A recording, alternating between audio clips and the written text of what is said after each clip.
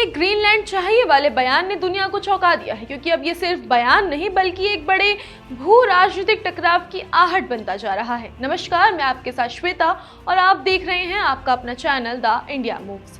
सोचिए, दुनिया का सबसे ताकतवर देश किसी बर्फीले द्वीप को खरीदने के लिए वहां के लोगों को सीधे नगद पैसे देने की योजना बना रहा हो। जी हां, अमेरिका और ग्रीनलैंड के बीच तनाव की कहानी कुछ ऐसी ही चौंकाने वाली बनती जा रही है। डोनाल्ड ट्रंप के नेतृत्व वाला अमेरिकी प्रशासन एक बार फिर सुर्खियों में है, क्योंकि रिपोर्ट्स के मुताबिक अमेरिका ग्रीनलैंड को अपने नियंत्रण में लाने के लिए वहां के हर नागरिक को $10,000 से लेकर $1,00,000 तक देने के विकल्प पर गंभीरता से विचार कर रहा है।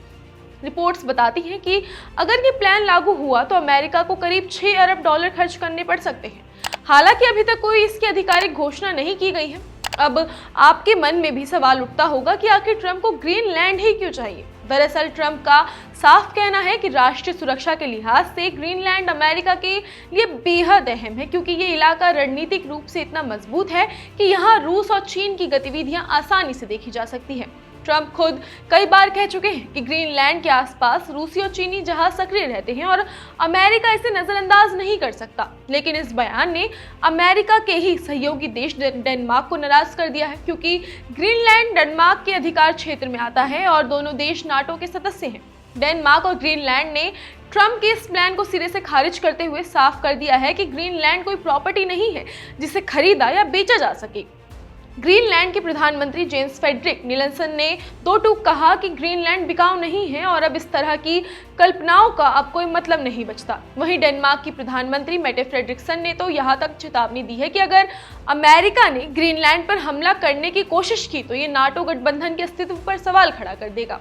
हालात यही नहीं रुके। डेनमार्क के रक्षा मंत्रालय ने अपने सैनिकों को 1952 के एक पुराने कोल्ड वॉर नियम की याद दिला दी है, जिसके तहत अगर कोई विदेशी ताकत ग्रीनलैंड या डेनमार्क की जमीन पर कब्जे की कोशिश करती है तो सैनिकों को बिना आदेश का इंतजार किए तुरंत लड़ाई शुरू करनी होगी, यानी shoot first and ask later. इस नियम की जड़ें 1940 के नाजी हमले से जुड़ी है, जब जर्मन सेना ने अचानक डेनमार्क पर कब्जा कर लिया था और जवाबी कार्यवाही में देरी भारी पड़ गई थी।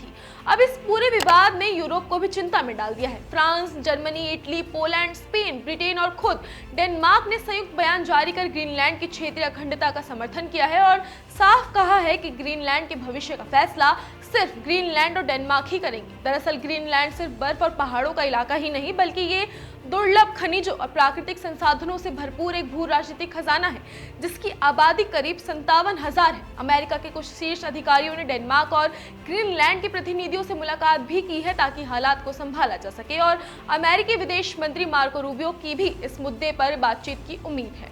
कुल मिलाकर तस्वीर यही बनती है कि ट्रंप का ग्रीनलैंड प्रेम सिर्फ एक बयान नहीं बल्कि एक बड़े भू राजनीतिक खेल का हिस्सा है। लेकिन सवाल वही है, क्या पैसे, दबाव और धमकियों से किसी देश की जमीन खरीदी जा सकती है, या फिर ये मामला अमेरिका और उसके सहयोगियों के रिश्तों में एक बड़ी दरार पैदा कर देगा। अब पूरी दुनिया यही देख रही है कि ये बर्फीला विवाद किस दिशा में आगे जाता है।